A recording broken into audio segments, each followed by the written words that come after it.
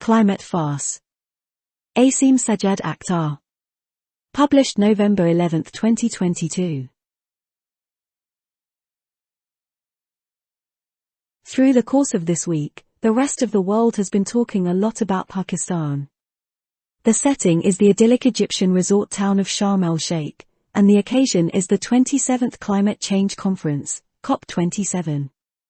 Our devastating tryst with floods this past summer is on everyone's lips.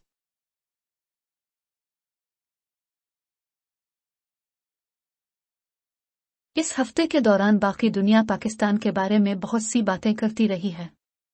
ये तरतीब मिस्र के तफरीही शहर शर्म अल-शेख है और इस मौके पर 27 आबो हवा की तब्दीली कॉन्फ्रेंस COP27 है। गुज़िश्ता मौसम गर्मा में सैलाब के साथ हमारी तबाहकुन कोशिश हर एक के होठों पर है। Most of us have no idea that this summit is even taking place. Our media and political mainstream concerned only about the never-ending political drama around Imran Khan, the appointment of the army chief and so on. The brutal truth is that the palace intrigues that monopolize our attention will count for nothing as we, and the world at large, hurtle towards ecological breakdown.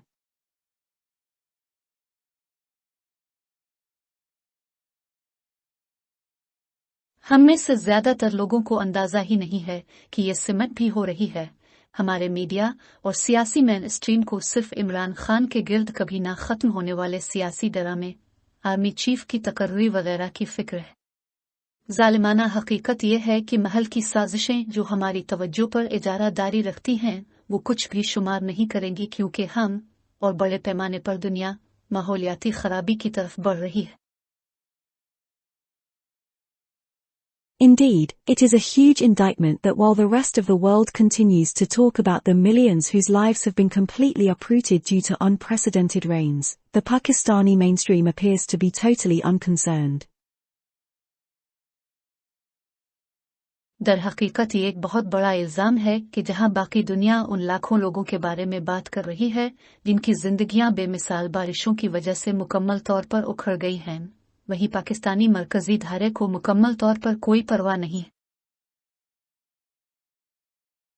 In case anyone still has any doubt, the question of climate change is the single most important issue of our time and will be for generations to follow.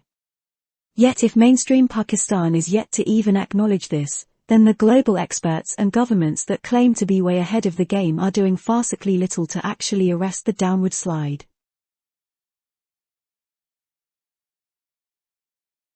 अगर किसी को अब भी कोई शक है तो आबो हवा की तब्दीली का सवाल हमारे वक्त का वाहिद सबसे अहम मसला है और उसकी पैरवी करने वाली नस्लों के लिए होगा।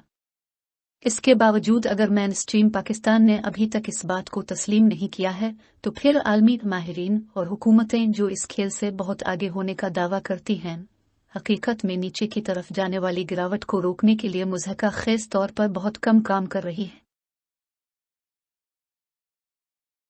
Most of us have no idea that COP27 is even taking place. It was in the Brazilian metropolis of Rio de Janeiro that the first truly global gathering to discuss environmental breakdown was organized 30 years ago. What has since become known as the Earth Summit featured a declaration which emphasized the imperative of curbing carbon emissions and taking other steps to limit what everyone acknowledged would be the ultimately unbearable effects of uninhibited global warming. हम में से ज्यादातर को अंदाजा नहीं है कि COP27 भी हो रहा है। ये ब्राजील के शहर रियो डी जनेरो में था कि माहौलियाती खराबी पर तबादला ख्याल करने के लिए पहला हकीकी आलमी इज्तिमा 30 साल पहले मुनक्किद किया गया था। इसके बाद से अर्थ समिट के नाम से जाना जाता है, जिसमें एक एलामिया पेश किया गया है जिसमें कार्बन के अखराज को रोकने की जरूरत पर जोर दिया गया है और इस बात को महदूद करने के लिए दीगर इक़दामात उठाए गए हैं जो हर किसी ने तस्लीम किया है कि बेरोक तो ग्लोबल वार्मिंग के बिलाखिर नाकाबिल बर्दाश्त असरात होंगे। मजीद आने वाली नई वीडियोस के लिए हमारे चैनल को सब्सक्राइब करें। जैसे सब्सक्राइब करें, हमारे चैनल का इश्तिराक करें। There have been 26 summits since, and this year the words being uttered suggest greater urgency than ever. But the facts speak for themselves. In 1992, close to 90% of the world's energy production was supplied by fossil fuels. Today, after 30 years of climate conferences, all sorts of pledges, enormous rhetoric about saving humankind and the planet, we have cut that figure by barely 5 percentage points. It is now 84%.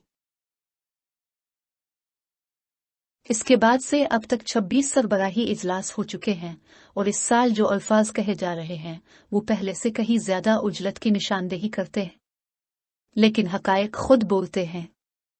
1992 में दुनिया की तवानाई की पैदावार का तकरीबन 90% जीवाश्म ईंधन की तरफ से फराहम किया गया था। आज आबोहवा की कॉन्फ्रेंसों के 30 सालों के बाद हर किस्म के वादों, इंसानियत और सैयारे को बचाने के बारे में बहुत बड़ा बयानबाजी, हमने इस अदाद व शुमार को बमुश्किल 5% पॉइंट्स की तरफ से कम कर दिया है, अब ये 84% है। There is no rocket science here. Companies like Shell and Mobil are amongst the most profitable in the world. To cut down carbon emissions requires a move towards renewable energy sources like wind and solar. But this effectively equates to limiting the profits of big oil and gas companies, along with the plethora of other corporations that are tied to that industry. यहाँ कोई rocket science नहीं है। Shell और Mobil जैसी कंपनियां दुनिया में सबसे ज्यादा मुनाफा बख्श हैं। कार्बन के अखराज को कम करने के लिए काबिल तजदीद तवानाई के जराए जैसे हुआ और शमसी तवानाई की तरफ बढ़ने की जरूरत है, लेकिन यह मुअस्सर तरीके से तेल और गैस की बड़ी कंपनियों के मुनाफा को महदूद करने के बराबर है, इसके साथ साथ दीगर कारपोरेशनों की कसरत के साथ जो इस सनत से मुंसलिक हैं। At Sharm el-Sheikh, top U.S. negotiator and former Secretary of State John Kerry has tabled a proposal for carbon credits, which in effect offers big polluters a chance to offer money to developing countries to offset the former's emissions. Put simply, this means a market for carbon emissions which operates on the principle of profit, rather than absolute reduction of emissions.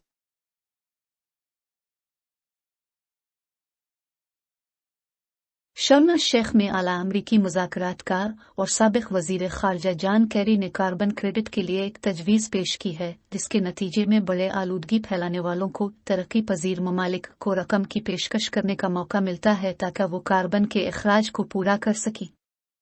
सीधे अल्फाज में, इसका मतलब carbon के अखराज के लिए एक market है जो अखराज में मुतलक कमी के बजाय मुनाफा के उसूल पर काम करती है।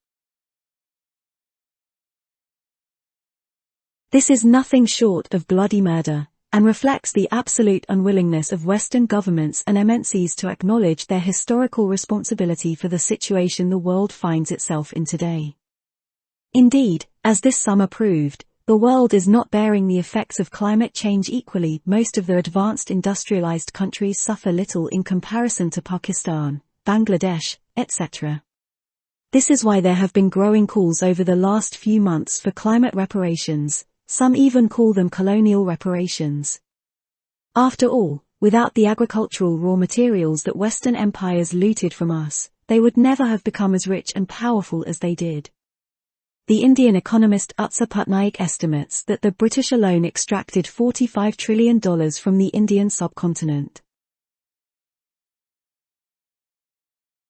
ये किसी खूनी कत्ल से कम नहीं है और मगरिबी हुकूमतों और मल्टीनेशनल कंपनियों की जानिब से इस सूरत हाल के लिए अपनी तारीखी जिम्मेदारी को तस्लीम करने से मुकम्मल तौर पर इनकार की अक्कासी करता है, जिसमें आज दुनिया खुद को पाती है।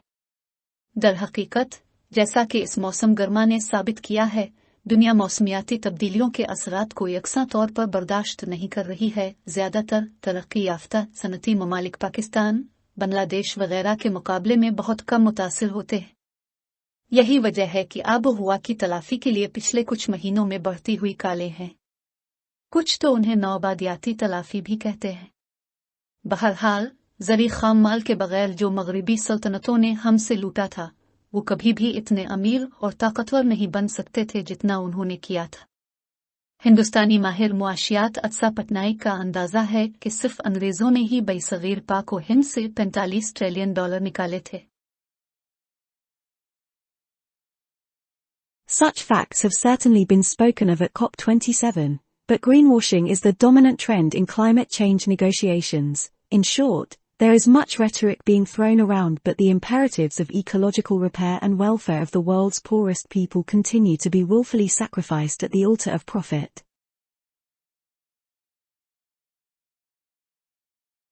COP27 में इस तरह के हक़ाइक़ के बारे में यकीनी तौर पर बात की गई है, लेकिन आबो-हवा की तब्दीली के मुज़ाकरात में ग्रीन वॉशिंग गालिब रुझान है। मुख्तसर ये कि बहुत ज़्यादा बयानबाजी की जा रही है, लेकिन दुनिया के गरीब तरीन लोगों की माहौलियाती मुरम्मत और फलाह व बहबूद के तकाज़े जान बूझ कर मुनाफा की कुर्बानगाह पर कुर्बान किए जा रहे हैं। It is also worth bearing in mind that while Western countries and corporations are the biggest culprits, the logic of capital prevails in non-Western countries as well. Pakistan's contribution to global emissions, for instance, has tripled in a little over 2 decades from 0.3 pc to 0.9 pc. China and India are contributing much more. ये बात भी ज़हन में रखने के काबिल है कि जहां मगरिबी ममालिक और कॉरपोरेशंस सबसे बड़े मुजरिम हैं, वहीं गैर मगरिबी ममालिक में भी सरमाए की मंतिक मौजूद है। मिसाल के तौर पर, आलमी अखराज में पाकिस्तान का हिस्सा 2 दहाइयों से कुछ ज़्यादा अरसे में 0.3% से 0.9% तक 3 गुना बढ़ गया है। चीन और भारत बहुत ज़्यादा ताउन कर रहे हैं। The struggle for climate justice, then, is both global and local. It is, I repeat, the single most important concern of our times. And for the record, it is not unrelated to the shenanigans of Pakistan's ruling class, just the same way that Western experts and negotiators seek to camouflage their own class and imperialist interests through greenwashing. Our ruling class would rather that we obsess about palace intrigues forever rather than interrogate their ruthless profiteering. This farce would be comical were it not so tragic. माहिरीन और मुज़ाकरातकार green washing के जरिए अपने तबकाती और साम्राज्यी मफादात को छुपाने की कोशिश करते हैं। इसी तरह हमारा हुक्मरान तबका उनकी बेरहमाना मुनाफा खौरी से पूछ-गुछ करने के बजाय हमेशा के लिए महलाती साजिशों के बारे में सोचना पसंद करेगा। अगर ये इतना अलमनाक न होता तो ये तमाशा मुज़हका खेज होता। The writer teaches at Quaid-i-Azam University, Islamabad. Published in Dawn, November 11, 2022. Subscribe our channel Dawn Vocabulary with Urdu meaning for more upcoming new videos. Like, subscribe, share our channel. Thanks for watching this video. Hope that you will like it. Kindly tell us in comments.